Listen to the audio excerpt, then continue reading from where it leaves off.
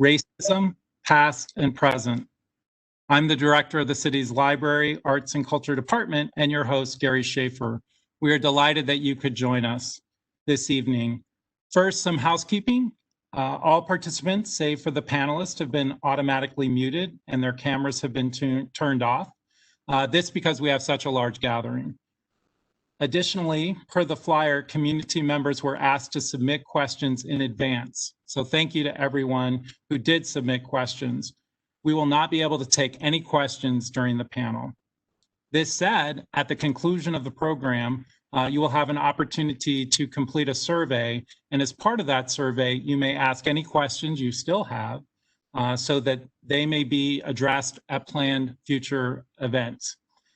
I would now like to turn the microphone over to our mayor, Vrej Aghajanian, who wishes to welcome you. Mayor?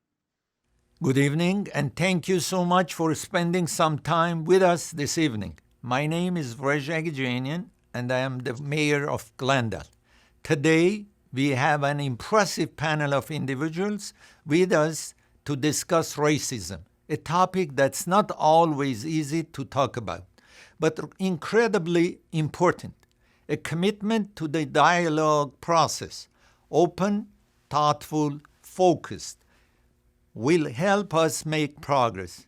Your presence here shows you want to better understand and help improve race relations in our community, and just being here is an important step.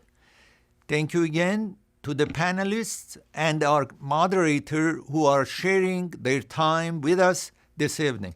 And thank you for all of you for joining us. I will turn it back to Gary Schaefer, Director of Libraries, Arts and Culture, to introduce our moderator. Thank you. Thank you, Mayor. Racism, Black Lives Matter movement, and discussions of anti-racism have captured the attention of our community, the United States, and the world. It is important to the mayor, the city council members, and the city manager that we convene this panel this evening as the beginning of an effort to examine these issues. The community conversation is the starting point for an examination of Glendale's past and its present, along with planning for its future.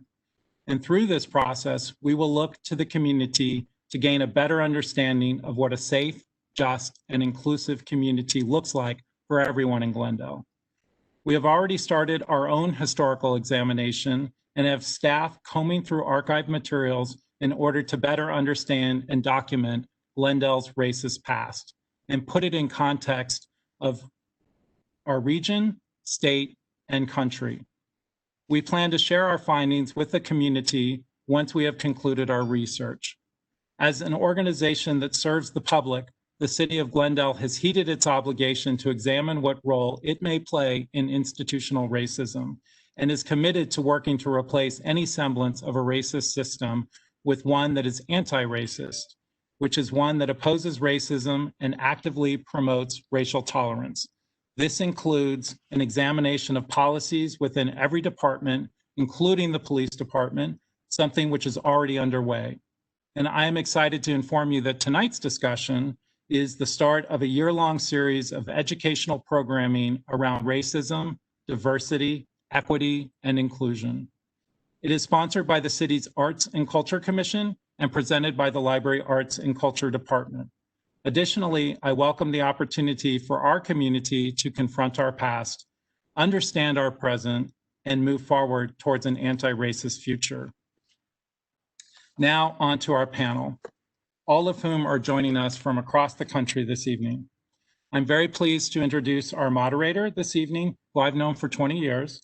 Dr. Stephen Nelson joins us this evening from Washington, D.C., where he is Dean of the Center for Advanced Study in the Visual Arts at the National Gallery of Art.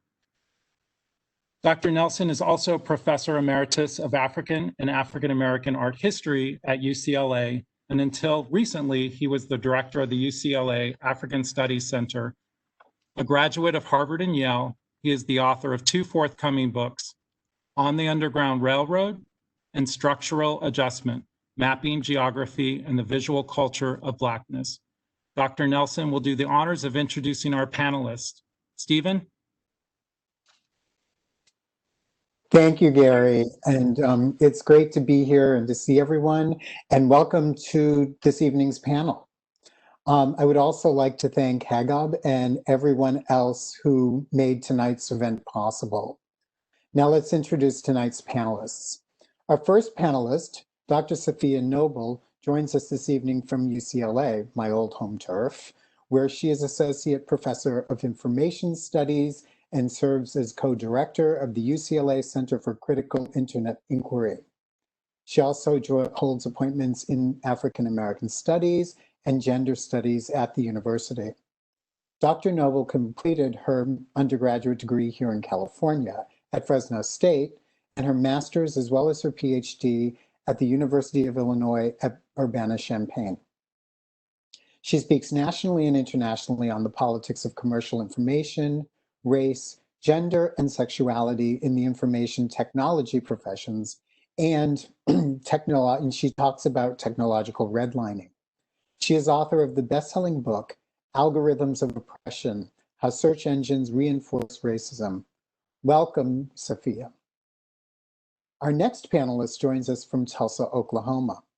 Hannibal Johnson is a graduate of Harvard Law School and a member of the Federal 400 Years of African American History Commission. He is considered an expert on Tulsa's historic Greenwood District and the 1921 Tulsa Race Massacre, which has been referred to as the single worst incident of racial violence in American history. His new book, Black Wall Street 100, covers this topic, as well as relates stories of what was then the wealthiest African-American community in the nation, prior to the massacre, that is. Hannibal also writes on race and racism in Oklahoma and beyond, and has held teaching positions at the University of Oklahoma, Oklahoma State University, and the University of Tulsa College of Law. Welcome, Hannibal. Rounding out our panel is local historian Gary Keyes, who is joining us from the Glendale Central Library. Gary is a Southern California native and a retired professor, having taught at Glendale Community College and Pasadena City College. He was also a history teacher to many of our audience members, having taught at Crescenta Valley Crescenta Valley High School for over 40 years. He is a graduate of UC Santa Barbara and Cal State LA. He is co-author of 2 books, Wicked Crescenta Valley and Murder and Mayhem in the Crescenta Valley. Welcome, Gary. So we're going to go on with a series of questions for each panelist, and I will just start doing this now. Our first question from the community is for Safiya. It reads, racism is complicated. There is institutional and systemic, along with other forms. I do not believe I am a racist, but I'm picking up that this does not make me anti-racist. What is the difference between not being a racist and being anti-racist? And also, what is institutional versus systemic racism? Great. Thank you so much, Dr. Nelson, for that warm introduction. And it's a pleasure to be here with all of the panelists. And I just want to say thank you for this opportunity to talk. These are the kinds of questions, quite frankly, that many of us who work in higher education as faculty might teach in an introductory course on sociology or education, certainly in African American studies or any ethnic studies department. And it's a very important question. I think also a question that often people feel embarrassed to ask. So I'm glad that we're kicking it off with these kinds of definitional questions. So the first thing I would say is, if we kind of think about systems of race, it's really important that we understand that the very concept of race is about a power hierarchy. Many people think of words like race and ethnicity and culture as interchangeable. And of course, tonight's an opportunity for us to maybe unpack the ways in which those words are not always the same thing. So in the context of systems of power, we would say and come to understand that the way that race has been structured and institutionalized. And for me, I would characterize kind of systemic and structural and institutional racism as really different ways of talking about the same thing, which is the institutions, the laws, the practices, the customs that get codified into our society that structure hierarchies of power based on, quite frankly, ethnicity in many ways, right? Sometimes that can include phenotype, the way you look, the color of your skin, your features, but it's also the way that you're marked, so that it isn't necessarily just about precisely what you look like, but the way in which systems code you. And of course, I come from the field of information studies, so we are very concerned with things like records and documentation, and the way that something like your birth certificate codes you and defines you from the moment you're born into a system, and decides, quite frankly, what your place will be in the racial hierarchy by naming you as a particular race. Now, that's actually a little bit different than, let's say, my ethnic identity, which in my case is African American. And, you know, that really has nothing to do with biology. And this is another place where I think it's important to unpack this idea of race. Race is not our biology. You know, in my case, I can tell you that this is a conversation I've probably been having since I was about 3 years old because of the way that I look. You know, my mother was in the kind of racial hierarchy. She would be defined as a white woman or a white American woman. My father, a black man, a black or African American man. So people often will say things to me like, well, then you're half and half, right? In this biological construction. But of course, this is completely absurd, because in no places in my life have I ever been misunderstood or misclassified as a white person. Okay, so it might be a bit a mystery for some, but I think for most other Black people, they also look at me and understand and read me as a Black person. So in my cultural experience, in my ethnicity, that is where I would define myself as African American. And I think this is one of the really important ways that we kind of, again, understand. But in the systems that I engage with, when I check an employment application and it asks me to pick from a category, when I have a birth certificate, when I go to school for the first time and I'm 5 years old and my parents have to declare a racial category. And those categories really determine so much about the spaces and places of opportunity and what we can occupy. And of course, one of the reasons that these categories exist is to, in fact, enforce the power hierarchy and to ensure that anyone that the goods and services of the society, that the power, the opportunity. So if, for example, we pass federal, state, or local legislation that prohibits colored people, Black people, African Americans, Latinos, others from participating in some form of the society, then those racial categories matter. And that is one of the ways that they get encoded. Now, when we talk about them institutionally, every dimension of modern life is governed by these racial categories, whether it's health,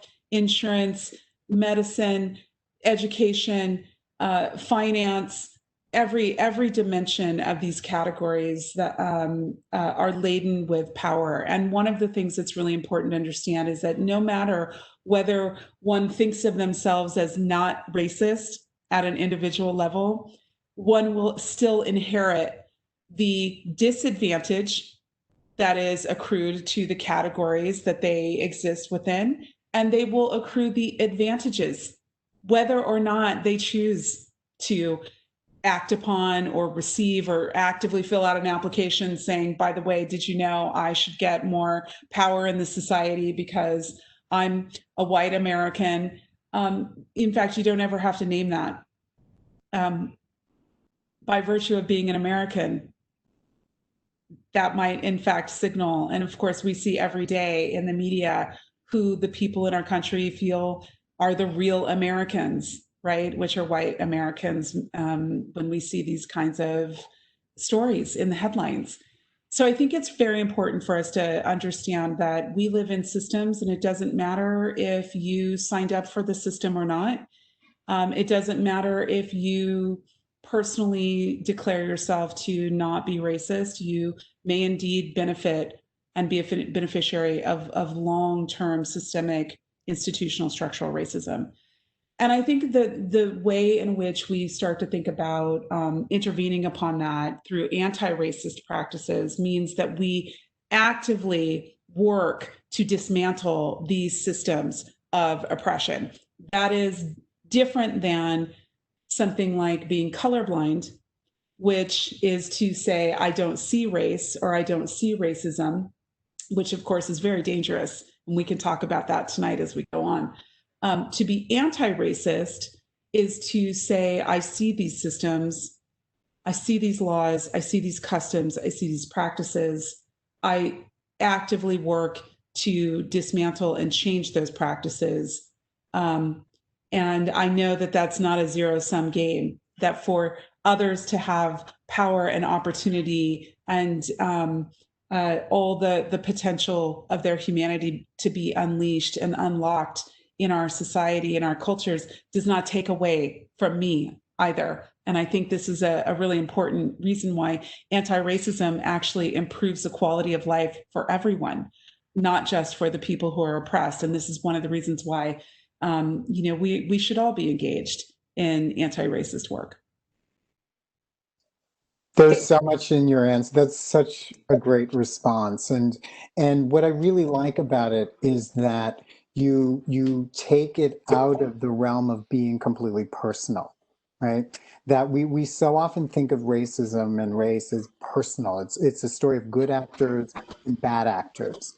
And when we start talking about race, people get really nervous because they don't want to be considered a bad actor, right?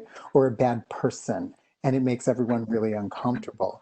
But to sort of think about these things as systems and the ways in which institutions act upon one another is a way to start to think through and dismantle in a way that good actors and bad actors can't, in a way sort of thinking about race personally as well, instead of systematically protects the system, right? And so we all start being really good people, but nothing changes. Right? And so I think that those distinctions are so important. And I think that, it's actually a decent segue to Hannibal.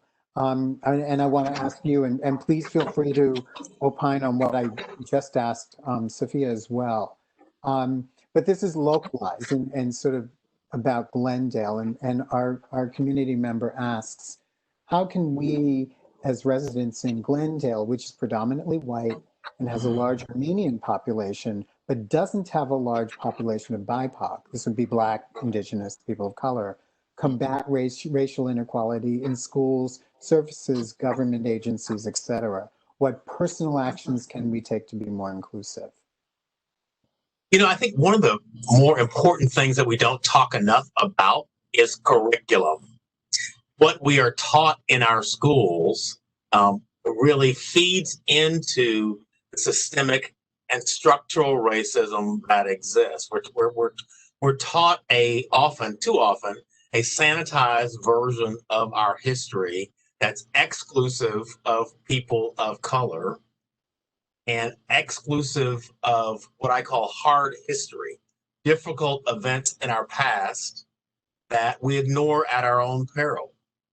In Tulsa, for example, the site of the worst racial violence in American history, the 1921 Tulsa Race Massacre, for years there was a conspiracy of silence around this history. What that silence did was, in effect, allow the wound to fester. And it perhaps permanently altered race relations going forward. So there is, even today, what I call a gulf of distrust between the Black community and the white community. People in the Black community understand that during this tragic event in 1921, the police department deputized members of the mob who murdered, looted, and burned down the successful Black business community, Black Wall Street. So that's something that people don't forget. And it takes years and years and years of affirmative action, if you will, to even begin to bridge the divide between the races. So I would suggest that one concrete step that could be taken in the community is take a look at the curriculum, particularly around history. See if it is inclusive of all people who played a part in the history. As the late Professor Howard Zinn talked about, a people's history of the United States. That's what's been lacking for years and years and years. I serve as education chair for the 1921 Tulsa Race Massacre Centennial Commission. One of the things that we're doing is working directly with the State Department of Education on curriculum, putting curriculum guides on our website, working with the State Department to ensure that history surrounding Black Wall Street and the 1921 Tulsa Race Massacre is included on state-mandated testing so that teachers have an added incentive to teach this history. So there are a number of opportunities for just the ordinary citizen to make a real difference. We're all represented by somebody on a school board. We have influence in that sphere. We have elected representatives at the local, state, and federal levels. We can work with them to address some of the disparities that we know exist across lines of race, ethnicity, and culture, disparities in education, economics, healthcare, criminal justice, and on and on and on. Every indicia of well-being in society, there are race-based disparities. I just want to mention a couple of other quick things based on the prior conversation. One of them is the notion of anti-Blackness. So we can talk about race and ethnicity and culture, but I think anti-Blackness is a specific thing that has specific relevance in America because of our legacy of slavery. And that's something that is in some ways separate and apart from a discussion of general racism. The other thing I sort of want to, I think, corroborate more than anything is just to use the term social construct when we talk about race. Race is not real. It plays out in real ways, but it's not certainly not a real biological thing. It's a creation. It's a creation for a particular purpose by a particular set of people. And power is the ultimate dynamic when we're talking about race and racism. I also want to bring up the concept of internalized oppression. So when we live in a racist system, I'm Black, but I know that I have to fight internalized oppression. I have to fight notions of my own inferiority. And that may seem a little odd to some of the people who are listening to this, but I think it's real and it's near universal. Yes, yes to all of that, and I'm really glad that you brought up anti-Blackness, because so often many of us try to distinguish between racism and anti-Blackness, and for me personally, seeing everything that has gone on with law enforcement and the slaughter of Black people, that is not just sort of abstract racism. That is anti-Blackness. That is anti-Blackness in action, and I think that it is absolutely right to think about that as a term that is separate, but it is related to all of these other things, and it's fair to say, I think, in the U.S. that it's at the root of a lot of these other things, right? Absolutely. Absolutely. Could Hannibal, could you say something, just to really give our audience a brief overview of what happened in Tulsa in 1921? Because I think, for a lot of people, the first time they heard of this is watching The Watchmen, earlier this year. You know I'm a Black person. I did not know about this until I was an adult. And the government did nothing about it, didn't even acknowledge it until 1997. So if you could Absolutely. just give, dime store, what happened? How many people got killed? What was burned down? Let me give you just a quick overview. Yeah. I have to say that what happened in Tulsa in 1921 did not happen in a vacuum. It was a Right. part of a series of events in American history. This Right. period was often referred to by historians and sociologists as a nadir of race relations in Yep. America, the low point of race relations in America. But what happened in Tulsa in 1921 comes on the heels of, for example, 1919. Summer and fall of 1919 were referred to as Red Summer, red being a metaphorical reference for the blood that flowed in the streets from all these events that were called race riots. They were more often mob invasions by white vigilantes of Black communities. So Tulsa was sort of a tinderbox in 1921 because of the racial violence and trauma that was occurring all throughout the United States, because of the relative wealth of the Black community called Black Wall Street, because of land lust, the desire to move Black folks off their land to take the land for other industrial and railroad purposes. All these things made Tulsa sort of a tinderbox. And there was one newspaper called the Tulsa Tribune, a daily afternoon newspaper that published a series of incendiary, inflammatory articles and editorials that really fomented hostility in the white community. Against that backdrop, there was an incident in an elevator involving two teenagers, a Black boy, Dick Rowland, 19 years old, a 17-year-old white girl, Sarah Page, who operated an elevator. On Memorial Day in 1921, which is May 30th, Dick Rowland, the boy with shining shoes downtown, needed to use the restroom. All the facilities were segregated. He went over to the Drexel building, knowing that there was a facility for his use on the third floor. He boarded the elevator. Something happened that caused the elevator to jerk or to lurch. He bumped into the girl, Sarah Page. She began to scream. The elevator landed back in the lobby. Dick Rowland, frightened, ran from the elevator. Sarah Page, distraught, exited the elevator into the arms of a store clerk. He comforted her. She told him her story, which was a story of an assault on the elevator.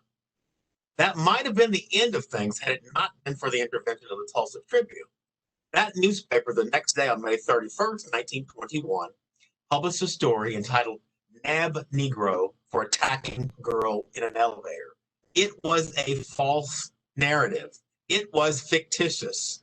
It was the story of an attempted rape in broad daylight in a public building in downtown Tulsa. As you might imagine, readers of the Tribune were alarmed.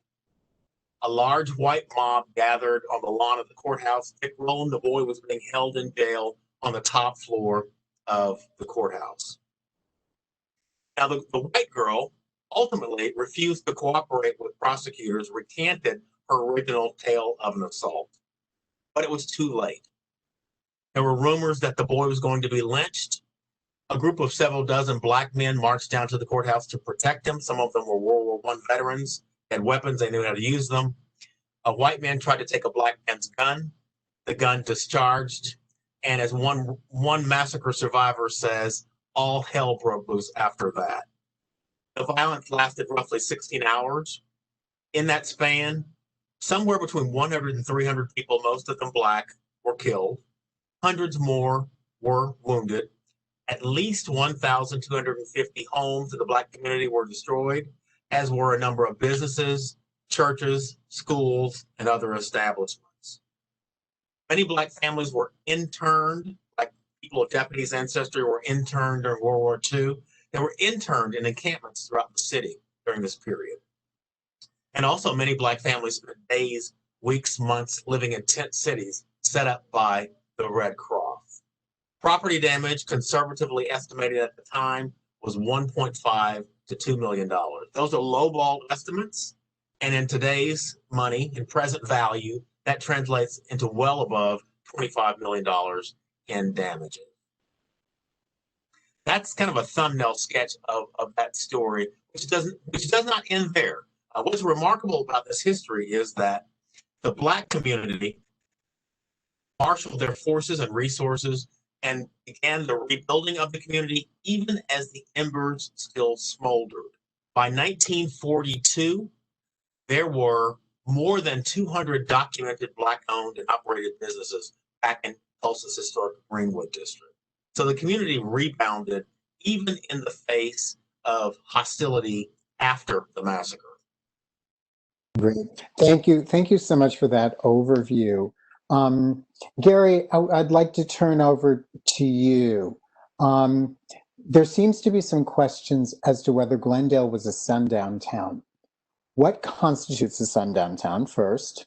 And would Glendale's history of racist and discriminatory practices qualify it as one? And I'm going to let you go there, and then I'm going to come in with another half after you answer it.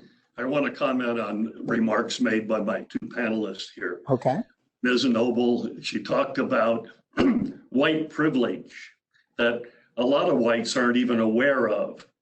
The advantage they get in the system, with the police, with education, with housing, all those are advantages that they occur. And in Mr. Johnson, he made the point about knowing your history. That is probably the most important thing, because people don't always know their history, and we should always look for the dark side of American history, because if we don't understand what has happened in the past, then we can't do anything about it in the future. A sundown city is a town where African Americans are not permitted after 6 or 7 o'clock. I know as of 1968, the police in Glendale were still telling African Americans they couldn't be on the streets of Glendale. In regard to sundown cities, it's not just cities. There were counties that barred all African Americans. In the state of Idaho, it was a sundown state. In the 1890s, 1/3 of the population of Idaho was Chinese American. They drove them all out of the state.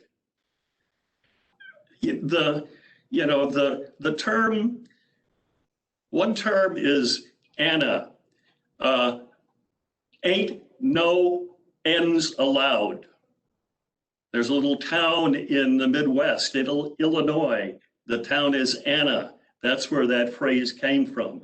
I said N, and it really doesn't tell you. I don't want to use the derogatory term. Some sundown cities had signs posted. No blacks after dark. Some of them said, don't let the sun go down on your black ass. Signs. And in some cases, towns had a whistle that they blew at 6 to tell all African Americans to get out of town. I remember when I first started teaching here in Glendale in 1968, I lived in Downey, and I drove down Verdugo and La Cañada every afternoon at 3:30, and I could see all the African American maids standing at the bus stops, waiting for them to take them out of town. As I taught at Crescenta Valley High, which is North Glendale, Foothill Boulevard connects 2 African American communities, Altadena and Pacoima. And I'd often see police stopping African Americans to make sure they tried to avoid the community. That's where it gets really ridiculous. Some sundown cities did not allow African Americans in the community at all. And therefore, if you were going someplace, you had to detour around the town. I think where it got the worst is when you, as an African American, your car broke down in a sundown city and you face the same kind of hostility. Nobody made any concessions that you were involved in a situation beyond your control. There are some towns in the Midwest that did not sell gas to African Americans into this century. So yes, Glendale was a sundown city. Burbank was a sundown city. In 1935, there was a CCC group that was going to come into Glendale and Burbank and work, and they were African American, and the city said, no, we can't have them. We cannot have African American, not even to do work that was valuable to the community. This is all why in 1964, the American Nazi Party established its headquarters in Glendale, because as George Lincoln Rockwell said, Glendale is a white man's town.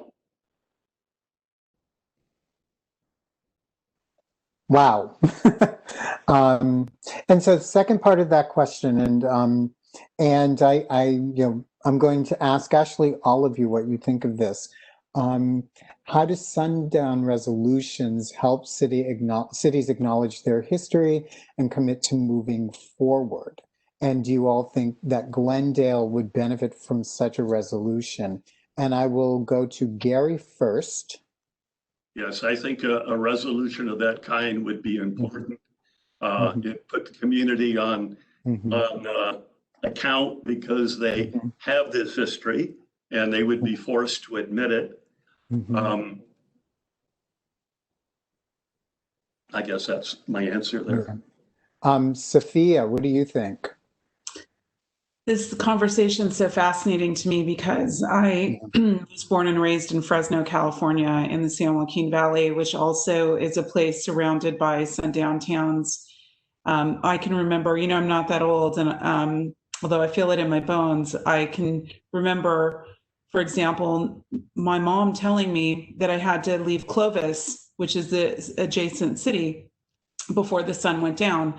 And growing up my whole life, being very aware that there were places, in fact, even to this day, when my husband and I drive up and down the state of California, I'll point out to him the sundown towns, because he's from Illinois, and a small town in Illinois, and he's always pointed out this sundown towns in Illinois when we've been there. And this is a really painful and difficult reality that I think has to be acknowledged. Of course, I mean, even today, you can talk about sundown towns and people don't know what that is if they don't grow up in these kinds of spaces or places. And, so many ways, there's so many ways in which these practices remain about who belongs and who doesn't belong, and the way in which we don't need the signs, but we have the customs that still exist. Of course, every day there's a new viral video on the internet showing someone saying, you don't belong here. This is a gated community. You shouldn't be here. Trayvon Martin was murdered in a community by a neighborhood watch captain who decided he didn't belong in the space and place he occupied. And his murder, was the birth of the modern civil rights movement of Black Lives Matter today. So we know that these traditions do not exist in a vacuum. They actually are a long historic practice. They actually even predate, this idea of a sundown town is also tied to the lantern laws, where Black people who were enslaved, African peoples who were enslaved, could not move from plantation to plantation without their papers. They had to have a lantern to light their faces, or they could not move about freely without risk of death. And so the many iterations by which these things happen must be acknowledged, because they also get codified into all kinds of brand new practices about who belongs, and quite frankly, the high prices that people pay in terms of being murdered, being abused, being arrested, and so forth, today in 2020. So I think it's absolutely crucial that we acknowledge this. And, of course, we can tie it to other kinds of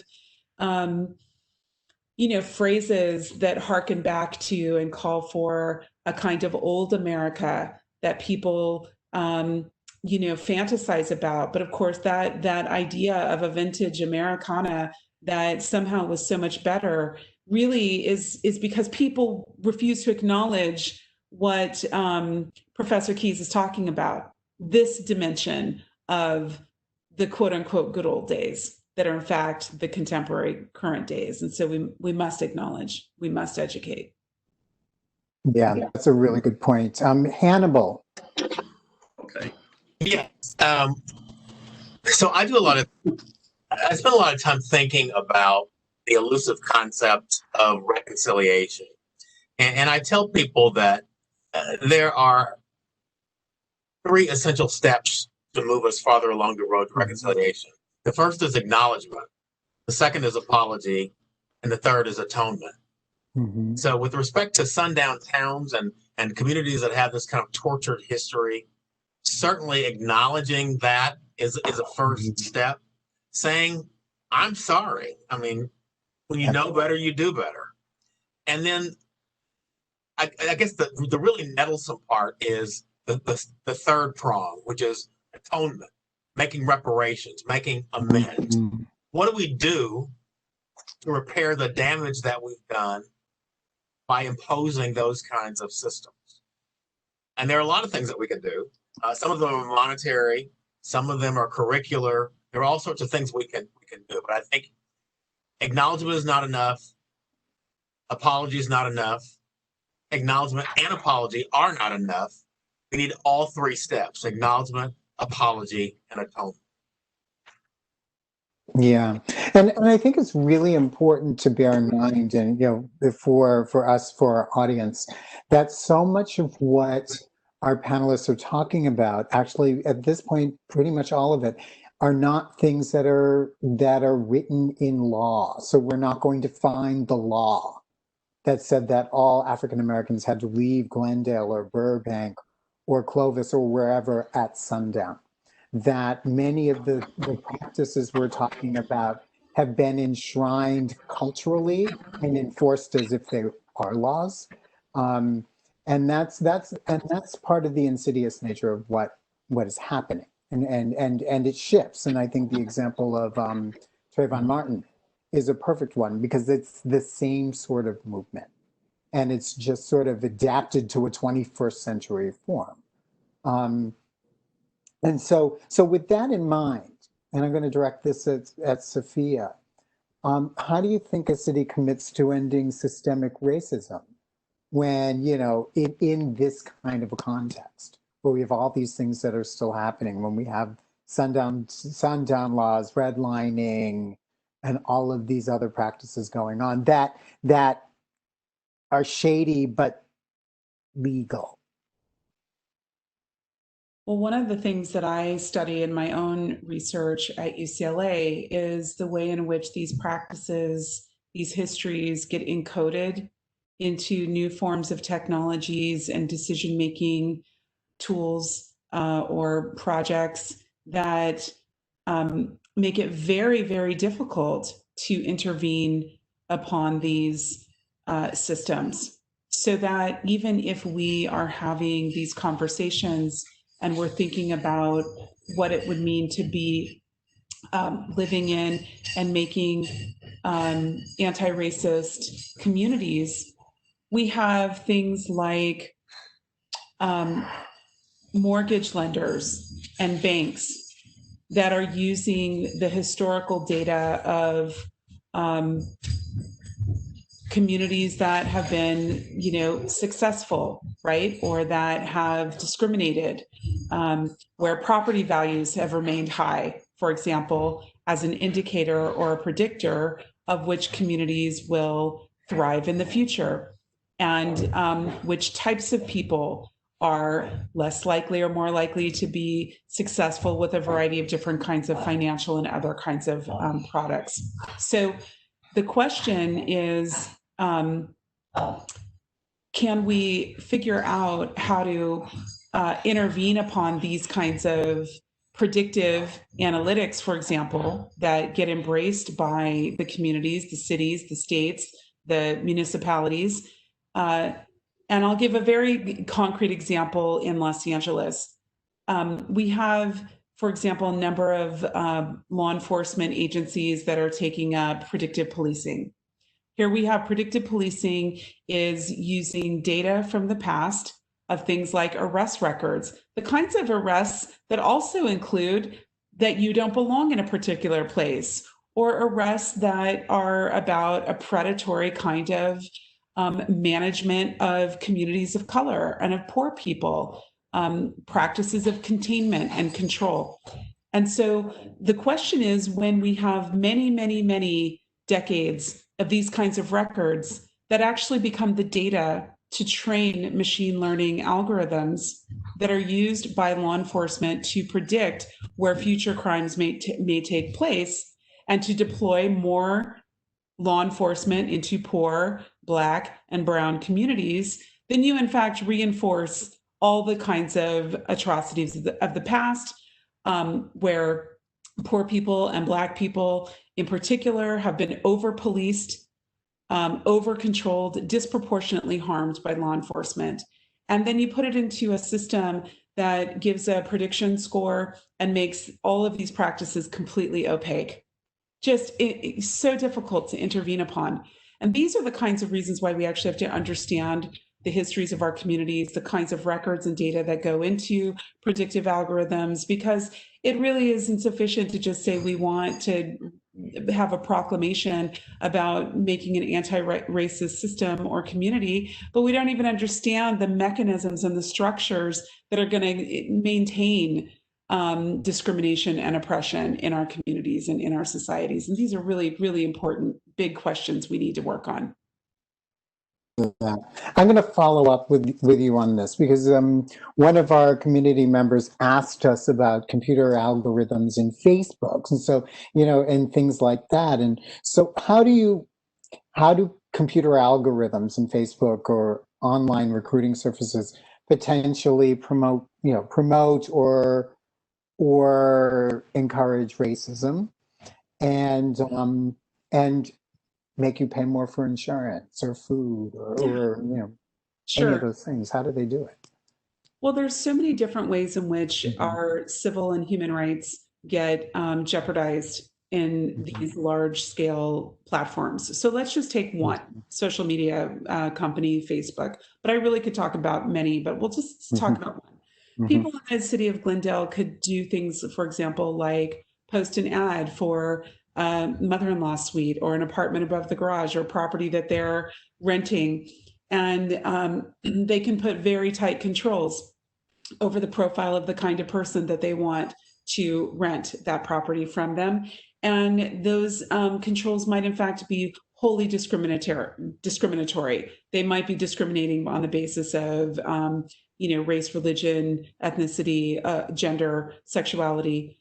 But the platform would actually allow you to do these things. Of course, this has been the subject matter now of federal investigation of Facebook and their ability to enact and support discriminatory housing applications, same for employment applications. These kinds of things can happen. So of course, people don't understand the ways in which these technologies get deployed and weaponized against people and in favor of others. And of course, the evidence shows that these kinds of discriminatory practices are anti-Black. They are targeted at Black people in the United States. And I think those are the kinds of things we need to care about. On the other dimension of it, these technologies are constantly extracting and studying and surveilling us. They know more about us than your own spouse or your family members know about you. And what that means is that they can actually keep you in contained spaces where you might be highly susceptible to propaganda, racist propaganda, disinformation, the algorithmic bolstering of some of the worst, most hateful kinds of content and propaganda is so profound in a place like Facebook that people don't even know that they're being targeted for that and groomed for that. And of course, films like The Great Hack and studying things like Cambridge Analytica are great to help people understand this type of micro-targeting with racist content. Unfortunately, people over the age of 50, 55 are most vulnerable to that kind of content. And so these things are very dangerous. And in fact, yesterday there was a major hearing that the Judiciary Committee had, bringing in four of the most powerful tech companies in the world to try to interrogate them about the civil rights abuses, among other kinds of abuses that are happening in their platforms. And these are, of course, places where people now spend a tremendous amount of their time looking for information, news, and other types of resources, and where they are very likely to be encountering a lot of hateful propaganda, disinformation, or just misinformation and manipulation that might groom them to quite extreme positions, racist positions. So then this is what you refer to as technological redlining, right? Yes, but technological redlining, or as my colleague Chris Gilliard calls it, digital redlining, that's a little bit more about like taking information about us and then using it to keep us from opportunity. Yes, so for sure in housing, but it might be much more pernicious in things like the finance sector, mortgage, small business loans, applicants to college, real important factors that affect the quality of our lives. Great. Hannibal, our next question is for you. And it's related to some of the things Sophia was just talking about. We love our police department. They keep us safe and are super active in our community in very positive ways. Yet across the country, we hear calls to defund the police, who will keep gangs in check and keep pedestrians safe if we have no police. That's a really potent issue today. I happen to work fairly closely with the police here in Tulsa, and the police have taken of late a number of important steps to sort of be more attuned to diversity, equity, inclusion, including training for new officers, and specifically training focused on implicit bias. So that's really important. I think, unfortunately, the language of defunding the police is politically problematic. In other words, I don't have any data to confirm this, but my guess is that most people don't want actually to strip all the funding from the police.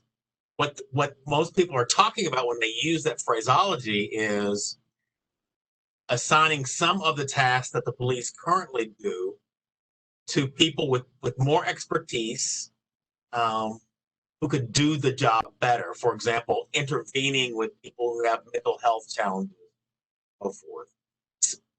Is there someone else, some other agency that could do that better than the police, free up the police to do what's really their bread and butter type job? I think that's what a lot of people mean when they talk about defunding.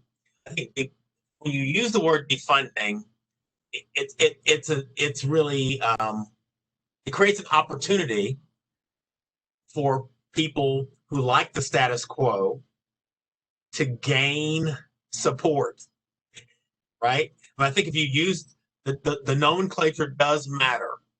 I think if we had clearer language around what it is we really want to do in the way of reform, it would be helpful in terms of creating the grassroots support that it takes to get these things done. Thank you for that. Gary, one for you. You mentioned this a little bit earlier, but I wanna sort of go back to this for a second. And that is, did the Ku Klux Klan have offices in Glendale proper, and were there really Nazis in our community? Yes. Yes, there were Nazis in our community. The Klan had a major presence in Glendale in the 1920s. I don't know if they must have had a headquarters, because in 1920, there was a major rally at Verdugo Park. About 3,000 Klansmen were there. plus many thousand bystanders. They marched from there to where Glendale College is at the, present time, and had an induction ceremony there. They burned a cross. During that time, during the 20s, the Klan participated in Glendale parades and even had floats in those parades. So yes, you know, when you're talking about 3,000 Klansmen, I don't know what the population of Glendale was in 1920, but it had to be 10, 20,000 people. So we're talking about a huge number of people. The Klan has had activity through the years. 1936, there was an incident at Glendale College. Pasadena City College and Glendale had a championship football game. And after that, Jackie Robinson was beaten up. It was beaten up sufficiently to require hospitalization. So we've had that kind of situation. You know, I believe Glendale has made a sincere effort to change its past. In the 1970s, I think was the last gasp of the white community. There was an attempt to create a industrial park on the south side of Glendale, which would have bulldozed out the Mexican-American population. That was defeated by the Human Relations Council and a conservative group that didn't want any federal money used for that. Since that time, Glendale has had a much more open hand in regard to its racial relationships.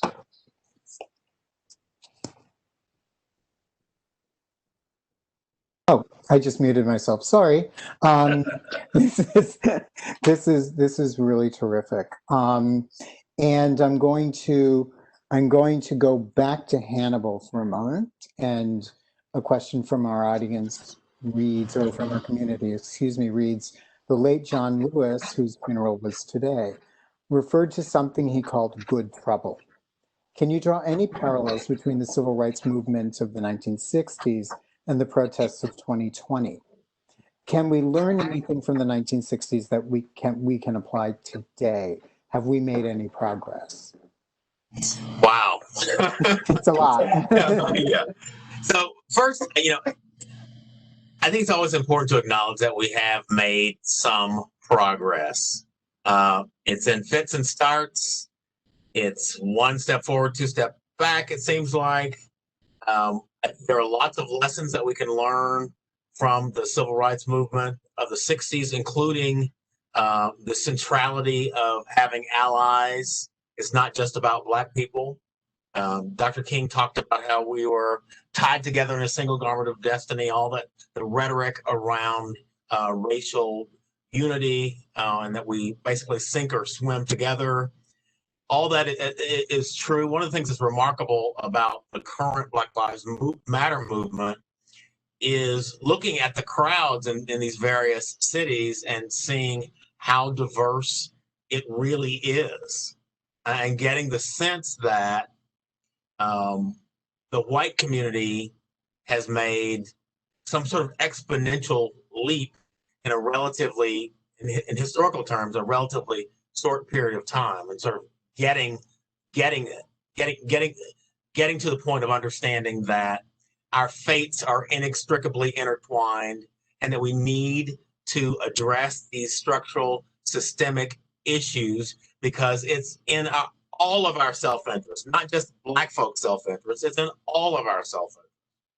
And so, yeah, I think it's always important to leverage history to the extent that we can, take the lessons from our history and apply them to the present to address current challenges. One of the things that we want to do here in Tulsa as we build Greenwood Rising, which will be a world-class history center, is create a wonderful experience for our patrons where they learn the fundamentals of our history, but they are challenged at the end of the experience to use those learnings to begin to address current day issues: Black Lives Matter, mass incarceration, educational deficits, healthcare disparities.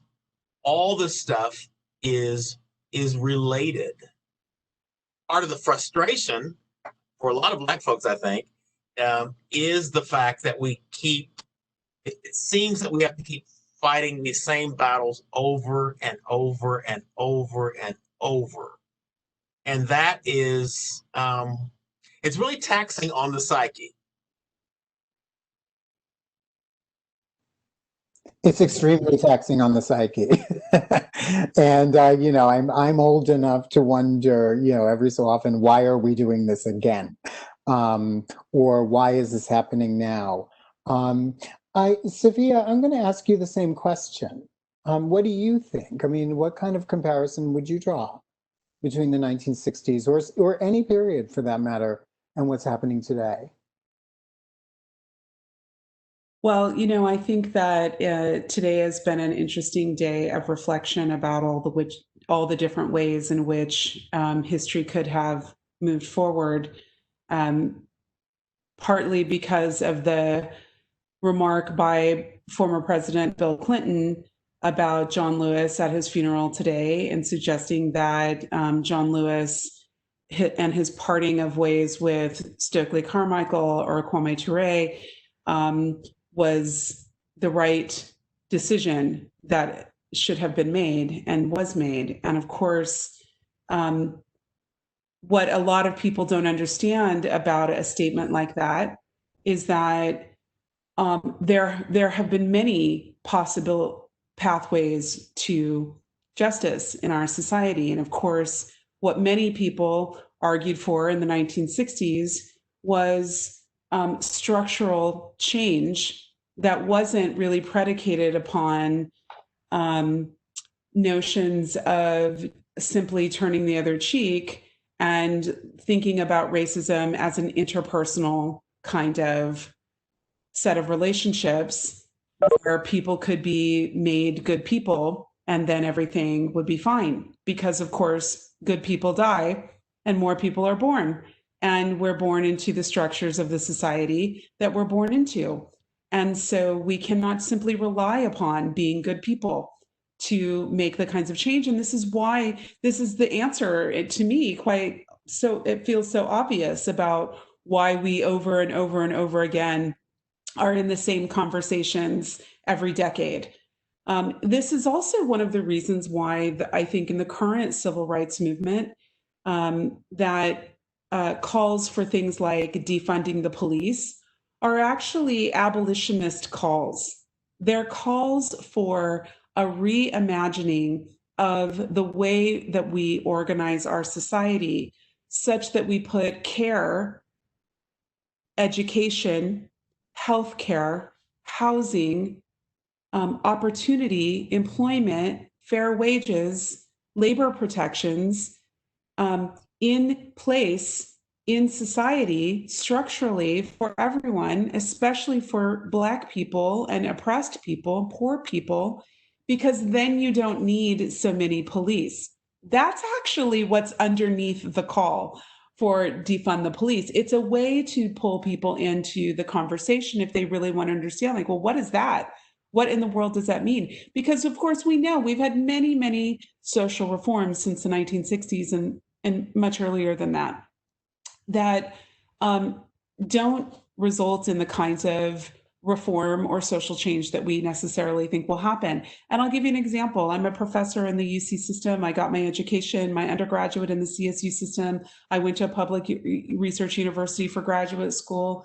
We have fewer Black students in the university today than we had in the 1980s. That's a fact. So how can that be?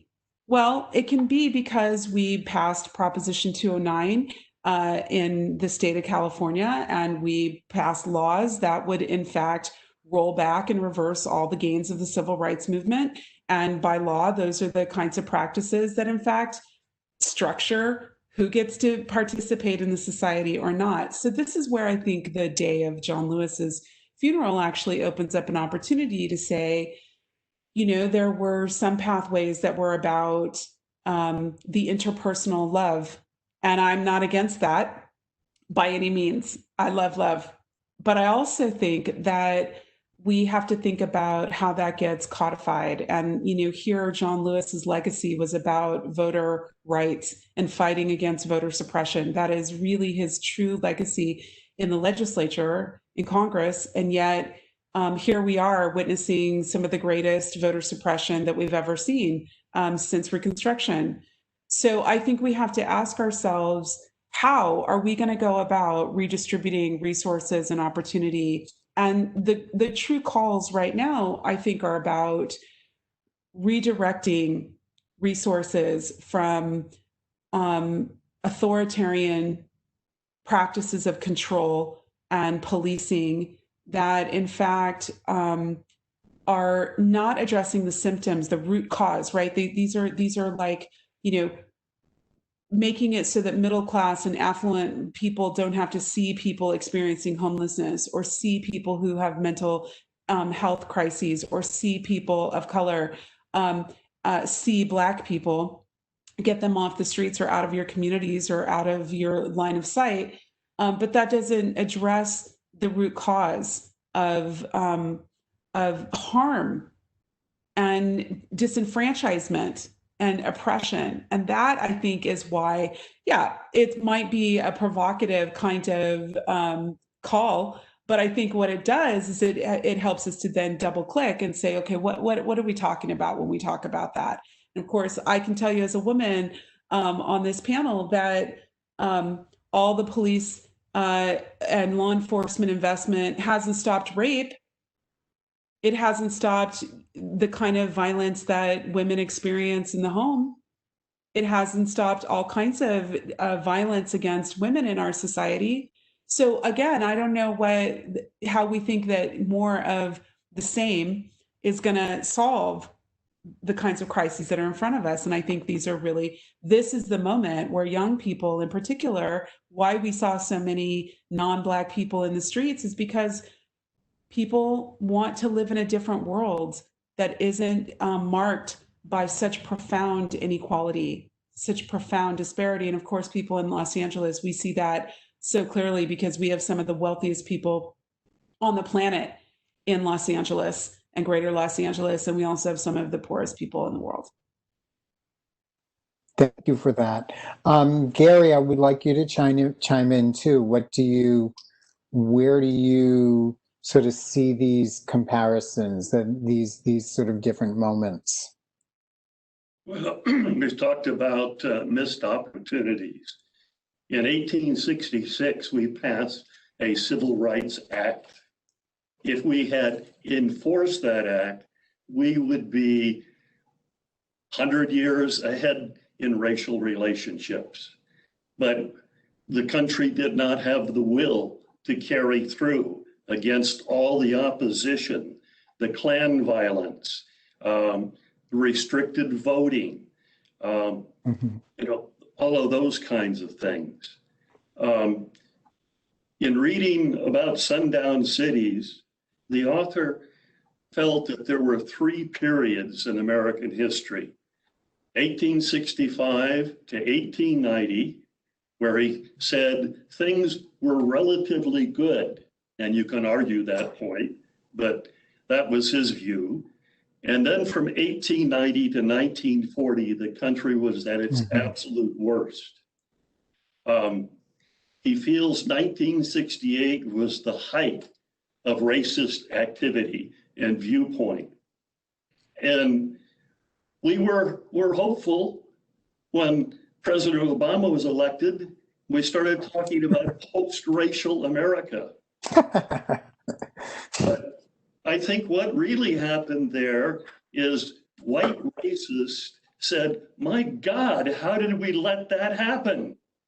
And determined that it wasn't going to happen again. And then we got a president who continually stokes the fires of racism and hatred in the United States to preserve his position in the country. So, you know, we've gone up and down in our racial relations in this country. And hopefully we're at a point where enough Americans are aware and want to do something about it. You know, taking the long view, I don't always see optimism.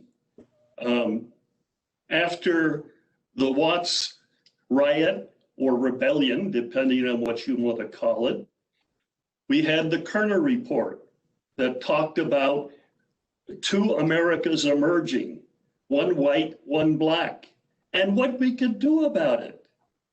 That report didn't say anything different than the Truman Report of 1948. And we didn't do anything in 48, and we didn't do anything in 1967. And then we got South Central in 92, and we have done little or nothing since that time. Mm-hmm. So hopefully this is a positive turning point. I'm not going to put any money on it, though. Oh, ouch. So then, I mean, I'm going to start, Gary, I'm going to stay with you for a second. Because the piece of this, you know, I keep sort of waffling back and forth, you know, myself and in conversations and, you know, in spending way too much time on social media and the like. And, you know, the thing that always comes up, and I think it's related to this piece of this conversation, are issues of implicit and explicit bias, right? And how does that relate to all of this stuff? And how do you feel that people can undo this? And I would like all of you to chime in on this. Or is that focus overblown? And so Gary, why don't I start with you? Well, one remark in that regard, I've read about hypocrisy in racial relationship. Mm-hmm. And the author I read that from said, that's a good thing, because at least the people are willing to recognize that this is not appropriate. It's not appropriate to use that kind of language or act in that way. 95% of Americans believe in equal opportunity, not necessarily equal racial relations, but equal opportunity. And that, if it's true, is really a positive thing. The country, you know, says it's committed to equal opportunity. It doesn't always carry through.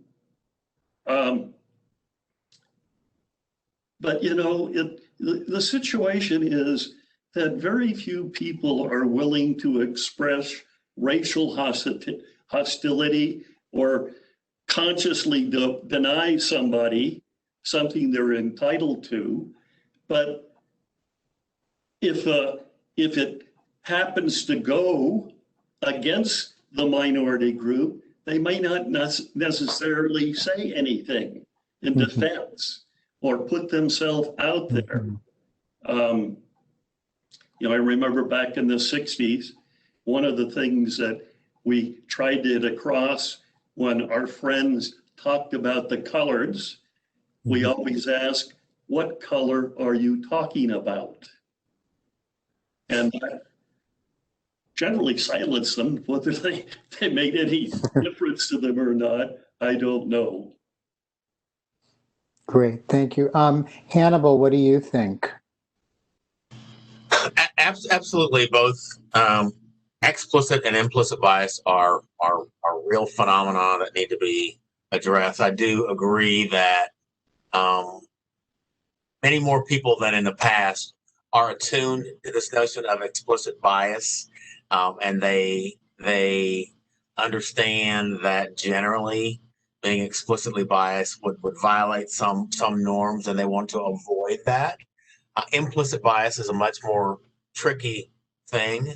I found that working with groups, particularly I've done a fair amount of work with police officer groups.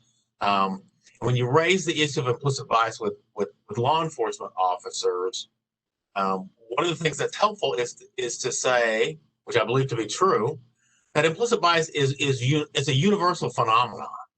It's not that other people don't have implicit biases. It's the consequentiality of implicit bias when you're a police officer. You have the power to take a life in a way that can't reasonably be operating off these implicit biases.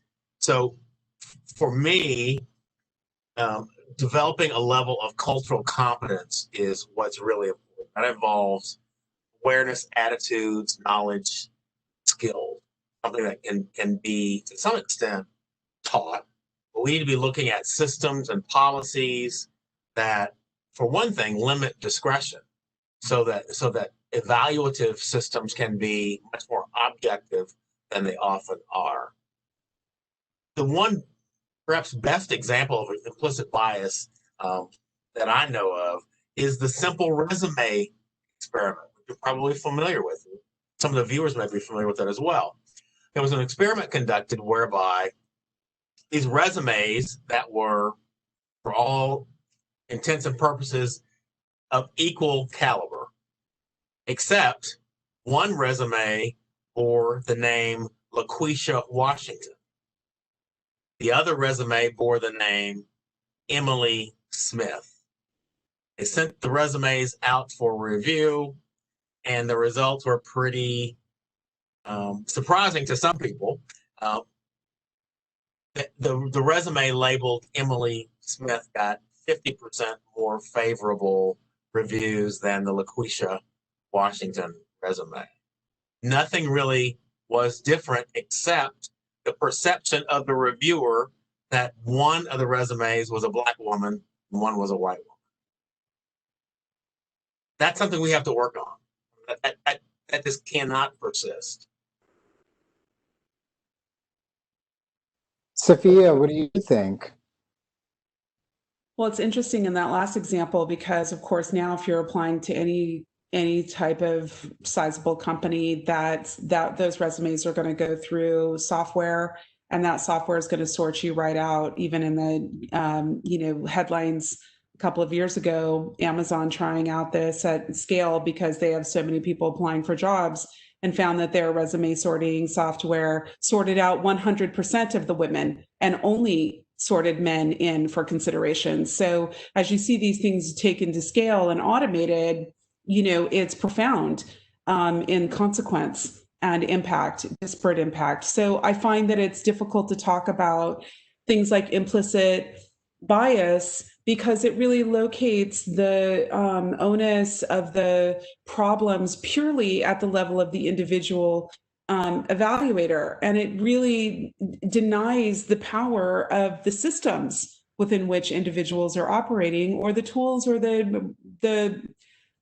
types of analyses that they're using to help them make those kinds of decisions, which in fact, one of the greatest misnomers is that somehow these technologies that we will use will take out the implicit bias. That's actually the logic that's used for things like narrow AI tools and software used for employment, housing, admissions, all kinds of other practices that are very consequential, again, in people's lives, whether you get a mortgage, a loan, and so forth. So I think that implicit bias is just too narrow a window through which, or lens to use. It's certainly helpful if we're in an, a consciousness raising group where people have extremely low levels of literacy about and self-reflexivity about themselves and how they see the world, or how they see people who are not like them, or how they have unexamined anti-Black sensibilities. It's very helpful, but it's dangerous in the way that it gets kind of weaponized as a neoliberal idea that then locates the source of all problems at the level of our unconscious thinking. Because if it's unconscious thinking that motivates our actions, well, that's really hard to intervene upon. And that gives us a really powerful out called, I didn't even know that I was doing that. So I find that to be a very thin and in some cases dangerous kind of point of view or model to uptake as a way to enact social change. I think that when I read the research about implicit bias, it's really to help show how the unconscious ways in which we harbor racist ideologies by growing up in a society that, again, going back to my opening comments, privileges whiteness or people who have closest proximity to that over Blackness, because when I talk about a racial hierarchy, that those are the two ends of the power system.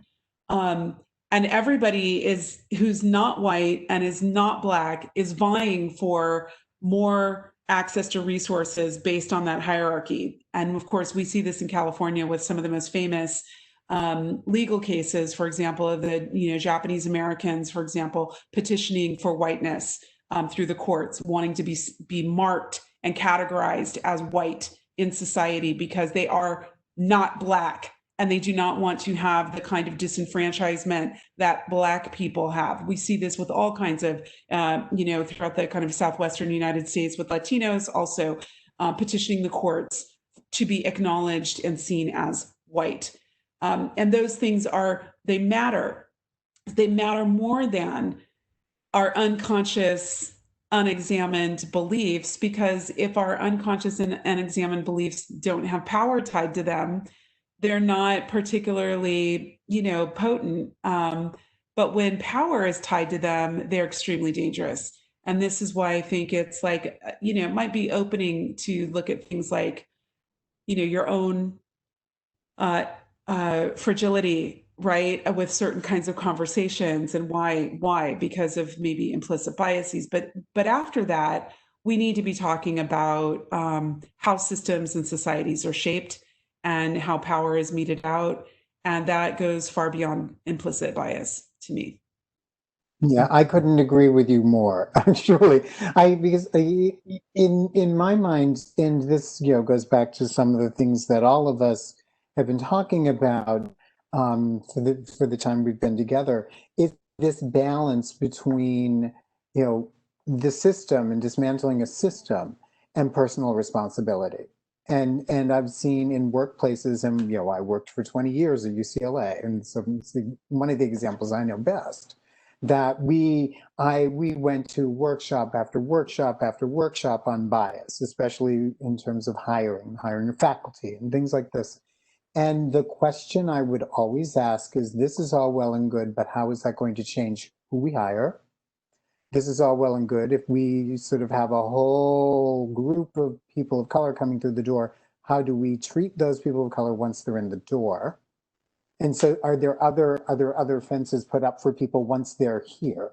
And that's the conversation. It's like a Hollywood romance. Everyone gets together and you don't know what happens 10 years later, right? Yeah, go ahead.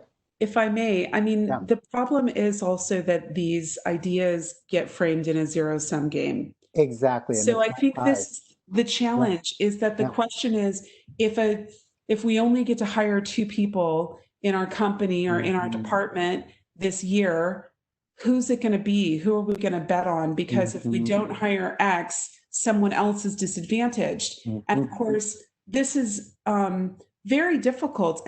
This is why I think it's important to think in terms of, what if we had a society and an economy where everybody who's qualified and wants to go to college gets to go? And that would also mean that we would need a lot of people to teach them. We would not be in a scarcity model.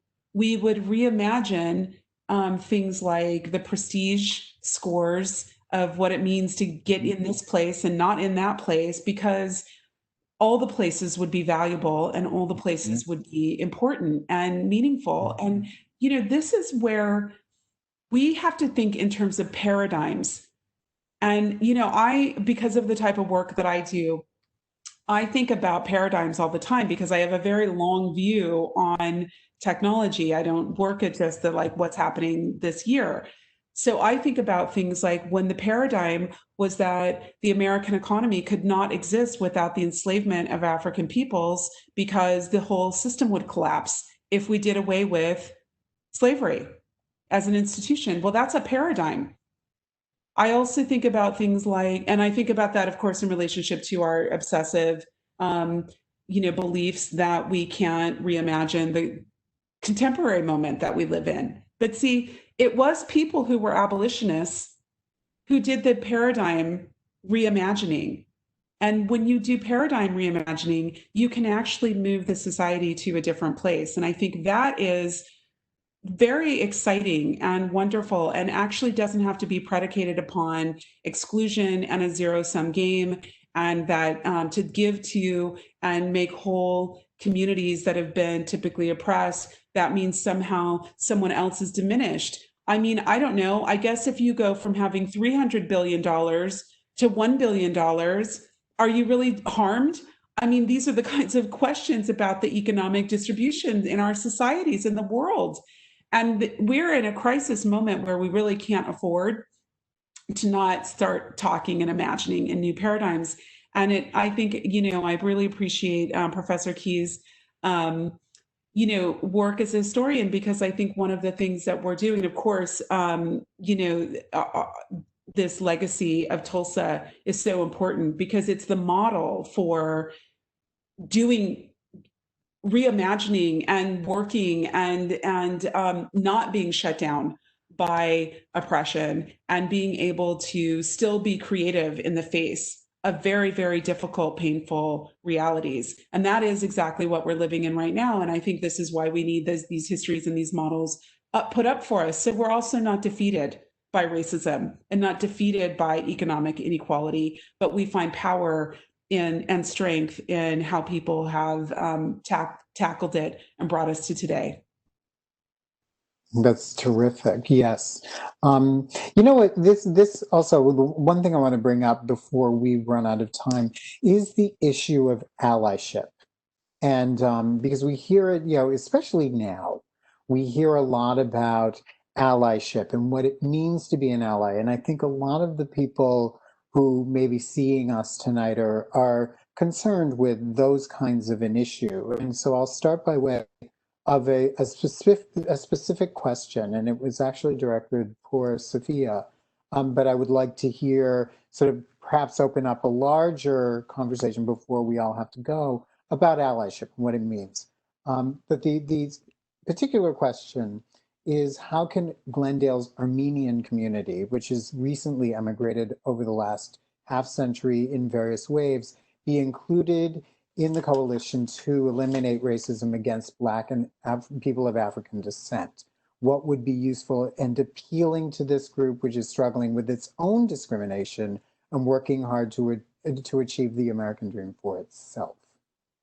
So Sophia, I'll start with you, and I'm going to have our other panelists chime in afterwards. I'll keep it short. We all have come from communities that have experienced a range of atrocities, and certainly the Armenian genocide, is an important history that has to continue to be taught and that people can understand. And one of the reasons why we teach about the Holocaust that Indigenous people faced and continue to face, the Holocaust of the transatlantic slave trade, other types of deeply wounding, profound massacres and harms, is so that we find common humanity and relationship and solidarities. So I think of, a word like solidarity as being so much more valuable than allyship, if only because it helps us locate concretely in our own histories the shared desires for the kinds of societies that we want to live in. And again, those don't come, our freedom, it hinges on one another. Our freedom doesn't come at the expense of others. It's not truly free. So solidarity is a way that helps us understand that when you recognize my genocide and my harms, then you have the space emotionally, psychically, and otherwise to recognize how others are harmed. And of course, this is where I think we have work to do.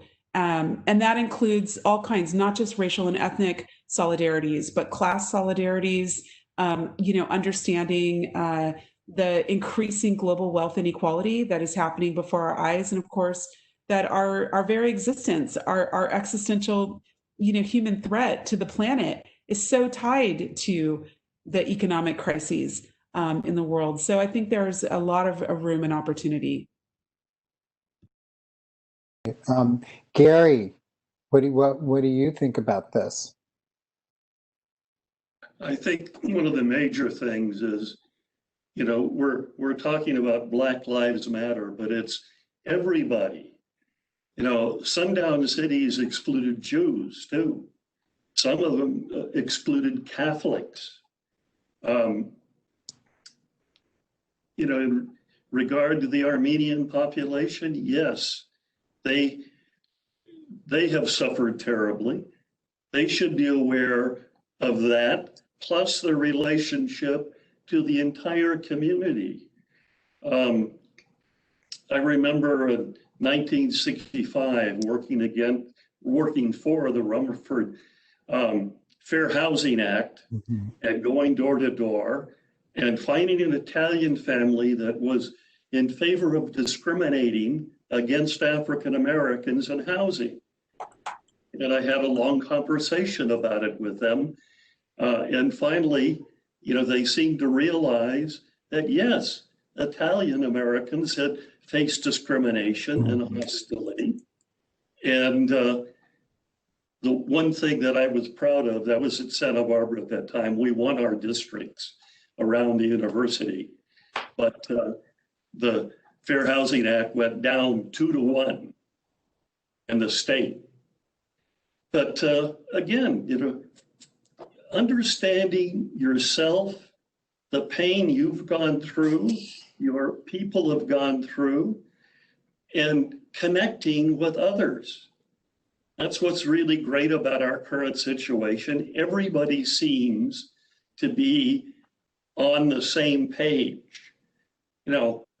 The mothers in Portland who put themselves on the line to protect demonstrators. And all we can hope for is that there is a strong majority to move the country forward. Hannibal. Yes. So the first thing I think about is historical, racial, ethnic, and cultural trauma, which is shared by a number of different demographic groups. That's something we have in common, something we don't deal with very well. I think it's really fundamentally important that we develop the capacity to listen to one another's stories, that we develop empathy. I think of a fellow named Martin Niemöller, was a pastor in the German Confessing Church in World War II, and there's a little poem by Niemöller that I think really encapsulates what we're talking about. And he said simply, first they came for the communist. I did not speak out because I was not a communist. Then they came for the socialist. I did not speak out because I was not a socialist. Then they came for the trade unionist. I did not speak out because I was not a trade unionist. Then they came for the Jews. I did not speak out because I was not a Jew. And then they came for me, and there was no one left to speak out for me. And that, to me, fairly encapsulates this notion of allyship and solidarity, whatever we want to label it, that we're all in this together, that it's important that we support one another, and we struggle ultimately for justice. So then, building on that, perhaps I'm struck by the term you used a bit earlier, Hannibal, cultural competence, and I wonder if perhaps we put more emphasis on things like sort of overcoming implicit bias or explicit bias than perhaps we should, and sort of pay too little attention to cultural competence, which in a way is is a really good way, perhaps, to build empathy, because a lot of what we're talking about is empathy, right? Which is different from love wins over everything, which is different from being a heroic ally. It's sort of this notion that we are all in this together, and we can walk a mile in somebody else's shoes. And I wonder if that's how can we sort of move from there in the few minutes we have left? How can we move from that sort of a stance to actually reimagining American culture?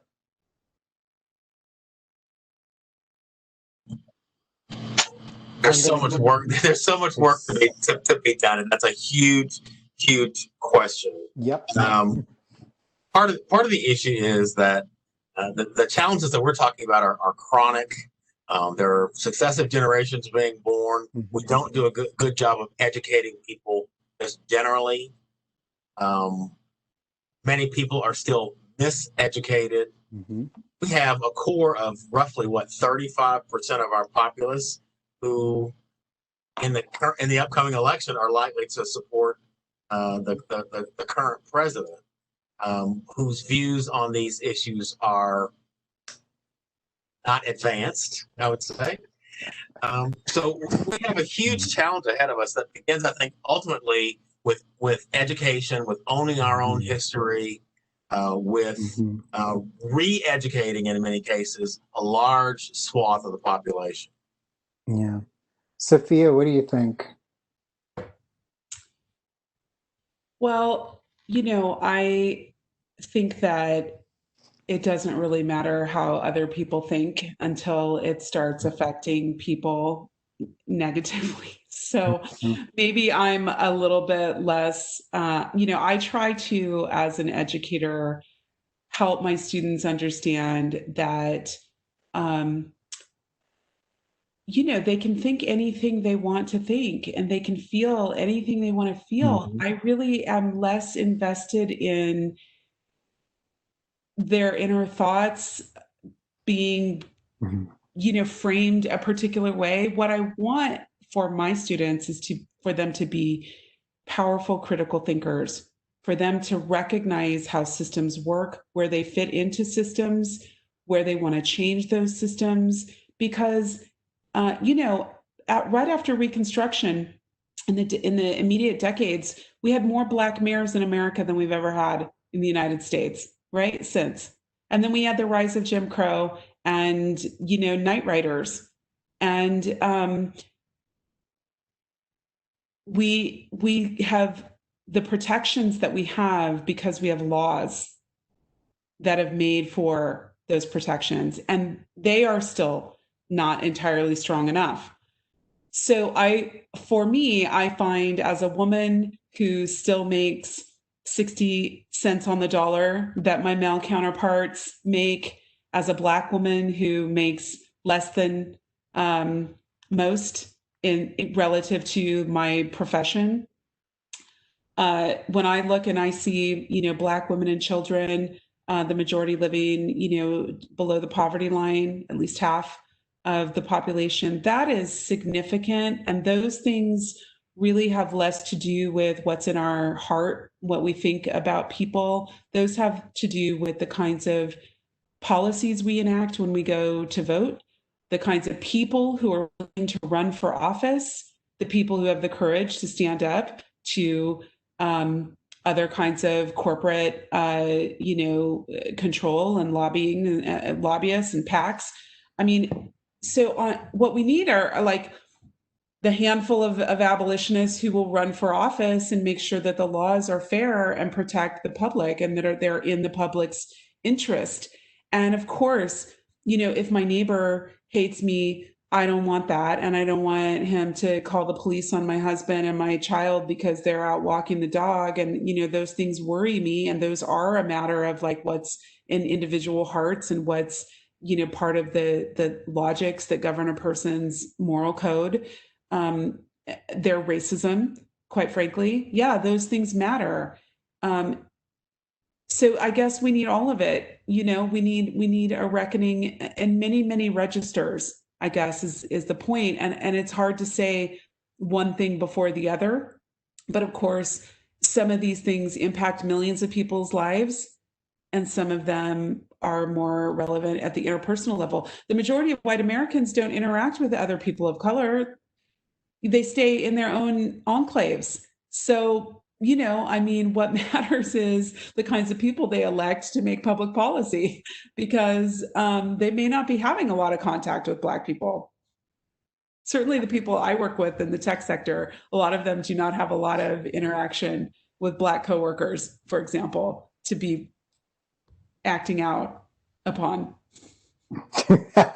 You know what? I actually think that this is an amazing place to wrap this up. And I'm afraid that we are out of time for discussion this evening.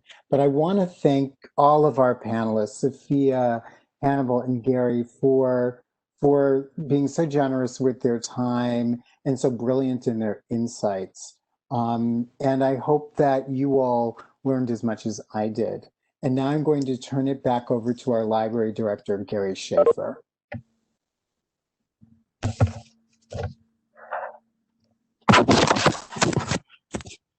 Hello. Thank you very, very much, all of you. A big round of applause. Thank you to all of our panelists. I wish I could cue like a soundtrack of applause, because you were all so amazing. And thank you, Stephen, very much for leading us through this evening in this conversation. I do also, because it came up in the conversation, I want to share, in case some of the in the viewing audience don't know, but the Central Library houses a space called Reflect Space. And this has its genesis in the Armenian genocide, but it really reflects on all social injustices, from matters of the Holocaust, Japanese internment, Korean comfort women. Incarceration Nation was a great exhibit we had on the prison industrial complex and its injustices towards primarily African-American males. Are just a sampling of some of the exhibits we've had. That space will be going online within the next few months, if not the next month. So please look for that online while we are all sheltering at home. I also want to apologize to any of our audience members if we were unable to get to your question. There simply wasn't enough time to address them all. But this said, this is but the beginning of a year-long conversation here in Glendale. So hopefully we can get to some of your questions when we meet again. Please keep your eyes peeled and your ears tuned for more on this very important topic from the City of Glendale, the City Arts and Culture Commission, and Glendale Library Arts and Culture. So I hope you all have a very enjoyable rest of your evening, and thank you again to everyone, and good night. Take care, everyone.